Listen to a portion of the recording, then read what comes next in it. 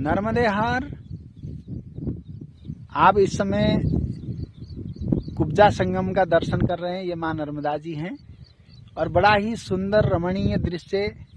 देखिए यहाँ पर माँ जो है ओम आकार पर घूमी हुई हैं, पूरे ओम आकार की बनी हुई हैं और यहाँ बिंदु के रूप में स्वयं किसानों के द्वारा सिंचित पोषित ये गेहूं के खेत खलिहान, इनकी बालियां मुस्कुरा रही हैं।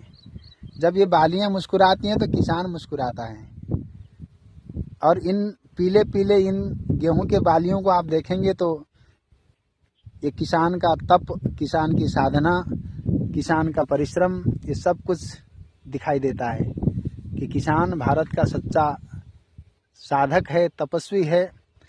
और इन दिव्य भावों में कहूँ तो किसान ऊसर भूमि को पहले बड़े परिश्रम के साथ उर्वरा बनाता है, फिर बीज अंकुरित करता है और बीज अंकुरित करने के बाद वहाँ पर बड़े दिव्य भाव में जब बीज अंकुरित हो जाता है तो फिर जल से सिंचाई करता है और जहाँ जल नहीं होता वहाँ फिर आकाश मार्ग में देखकर वरुण देवता से प्रार्थना करता है, हे वरुण देव, मैंने जिस फसल को लगाया है वो केवल मैं अकेले ग्रहण नहीं करूँगा।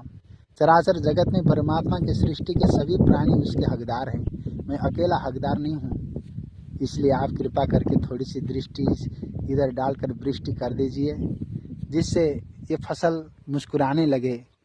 कहकर किसान बहुत मेहनत करता है। जब मेहनत करता है तो बरसात होती है अथवा इस नदी के जल से, सरिता के जल से जब इसको सिंचन करता है तो ये अन्न फिर धूप, सूर्य नारायण भगवान के धूप, चंद्रमा के ओस से परिनिष्ठित होकर सब कुछ प्रकार से स्वयं तपस्वी किसान के द्वारा इस बाली को भी तपस्वी बनाकर तपस्या के द्वारा तपस्या को फलीभूत किया गया जो अन्न है वो ब्रह्म है।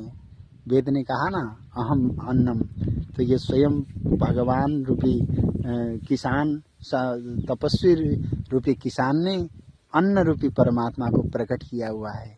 ये क्या दिव्य भाई। इसको ग्रहण करने के बाद जीव क्या करता है? जीव का स्वरूप, जगत का स्वरूप और माया के स्वरूप का बोध होता है। इस अन्न को ग्रहण करने के बाद जीव के स्वरूप का बोध हो जाए, माया के स्वरूप का बोध हो जाए और जगत के स्वरूप का बोध हो जाए, क्या अद्भुत भाव है महाराज। ये देखिए, ये अन्न सदैव, इसलिए संपूर्ण चराचर जगत के संपूर्ण किसानों को सदैव अंतर हृदय से निष्ठा के साथ वंदन करना चाहिए। हम किसानों का वंदन करेंगे ना तो उससे परमात्मा का वंदन होता है। माँ नर्मदा जी के पावन तट पर हैं तो सदैव संपूर्ण चराचर जगत के किसानों को प्रणाम। इस अन्न को प्रणाम जिसके द्वारा जीव का बोध होता है, जगत का बोध होता है, जगन्नाथ का बोध होता है, माया का बोध होता है, अपने वास्तविक स्वरूप का बोध होता है।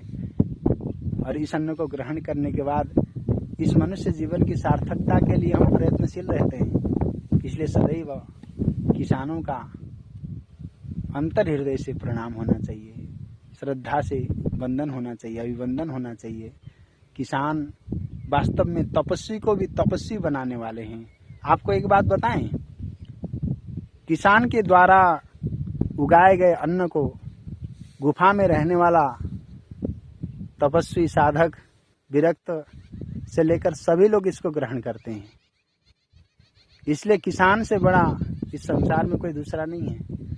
और स्वयं क्षेत्रज्ञ भगवान ही कृषक रूपेण इस चराचर जगत को पालन करने के लिए, उनको जीवन प्रदान करने के लिए किसान के रूप में अवतरित होते हैं। तो आप सब किसान का प्रणाम करिएगा। ऐसा नहीं कि अन्न की बाली को सहज भाव में, किसान कितना धैर्यवान होता है, वो निर्विकार होता है। इसलिए निर्विकार जो स्वरूप है वो परमात्मा का स्वरूप है महाराज। बहुत प्रेमी हैं।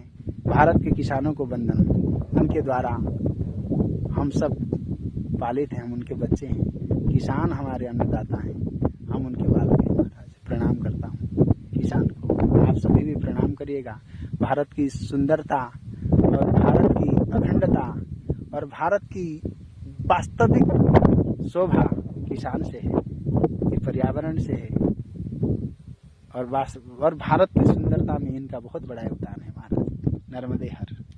तो सदैव माँ नर्मदा जी के इन तटों में आए तो इनका भी अवलोकन करते रहिएगा। बहुत सुंदर सुंदर भाव आएंगे आप में और उन भावों को जो है परिनिष्ठित करिएगा। ये देखिए, ये क्या सुंदर पल है, अद्भुत पल है, आनंदमय पल है। और इन पलों को गुनगुनाते हुए किसानों को प्रणाम करते हुए कहिएगा, हरे राम राम राम हरे हरे, हरे कृष्ण कृष्ण कृष्ण हरे हरे, हरे राम राम राम हरे हरे, हरे कृष्ण कृष्ण कृष्ण हरे हरे। माता श्री नर्मदे हर।